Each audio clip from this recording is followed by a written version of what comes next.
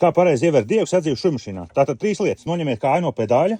Otra lieta ir paceļiet obligāti pēdiņu, tas atbrīvos diegas spriegotāju. Šādi pacēl šujmašīnām aizmugurē, hops, un pacelta pēdiņa, tas atbrīvo diegas spriegotāju. Un trešā lieta, jums ir jāpaceļ šujmašīnas adatiņu. Grieziet pretēji pulksteņa rādītāju virzienā obligāti, līdz iznāk šeit tāds āķīts ārā. Un tagad vienkārši sekojiet solīšiem, kas ir uzzīmēti uz šujmašīnas. Tātad diedziņš iet šeit iekšā framētajā daļā, iet apkārt šim plasmasiņam.